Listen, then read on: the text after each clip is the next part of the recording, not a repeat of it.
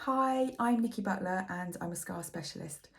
I work with women who have scars that it's really affected their confidence and they'd really like to improve their lives and move forward without feeling as though everything revolves around the scars. It's not just about improving the visual appearance of scars, but really helping to reframe them to move forward in a positive way. I want to share like a really lovely story with you today. So I've had an email from the mum of a client that I worked with around 18 months ago. And I remember my lovely client showing up on the first call and we talked a lot about her scars. She had self-harm scars and she was very quiet and very withdrawn. And when we started talking about some of the things that she really wanted to do with her life and what really lit her up, she became so animated when she was talking about teaching, and she wanted to teach languages, ideally abroad. And it was so lovely to watch how she kind of came to life. And when I asked her what was stopping her, it was actually really heartbreaking because she became immediately withdrawn and looked at her arms and showed me her scars and said, I can't be a teacher with my scars like this. And we worked together to not only improve the visual appearance of her scars, but really to start thinking about reframing how she viewed her scars and the stories that she'd assumed other people had around her scars. She did an incredibly brave thing. So it took about 6 to 9 months into her scar treatment journey, but she actually contacted a couple of head teachers. She wrote emails to them and said, I'm considering becoming a teacher. I have self-harm scars. Would that stop you employing me? I mean, how unbelievably brave is that to actually say that? But I think what surprised her was the response. So one of the head teachers came back to her almost immediately and said, absolutely makes no difference to me. Like, I would employ you based on your abilities as a teacher, which is an amazing response. But what was even more incredible was the response of the second head teacher, who sent the loveliest email back and saying, my daughter has self-harm scars. She's been through that journey. I understand how painful that is.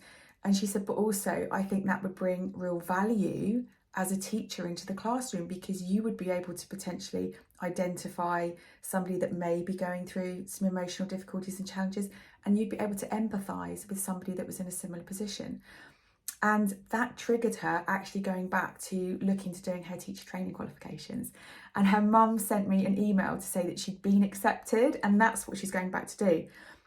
I think that's amazing. I think that's so unbelievably powerful in so many ways, because my client had told herself a story that she couldn't be a teacher because she had scars. And over the course of the treatments, I'd asked her why, what made her think that. And ultimately, it was a fear of being judged and a fear of being rejected. She assumed that people would see her scars, they would make assumptions about her that potentially weren't true, but they would paint a picture of her and her life and her story, and she would be rejected based on that. And that was a really big fear. And actually, that's not only is that a fear for, I would say, the majority of the self-harm clients that I work with, but it's a reality for most clients with scars. I have multiple scars. I've had multiple surgeries and childhood accidents. And I would say at the core of my kind of feelings around my scars is it has been about fear of judgment, fear of rejection, fear of not being good enough. And I think that's really important that we explore that. But I think what was so amazing was that this particular client got a reaction that she wasn't expecting. She'd told herself a story about how others would perceive her scars and how that meant she couldn't fulfill her dreams. So she hadn't pursued that. But actually, when she reached out, one head teacher had said to her, absolutely, that's no problem at all. But another had gone that step further and said to her, that adds real value. Like, I see that as a real value. And not only was there no judgment, but it was embracing those additional skills that she would potentially bring into a teaching environment. I'm super, super happy to hear how that's happened for her. And I really can't wait to hear how she gets on now that she's gone back to do her studying.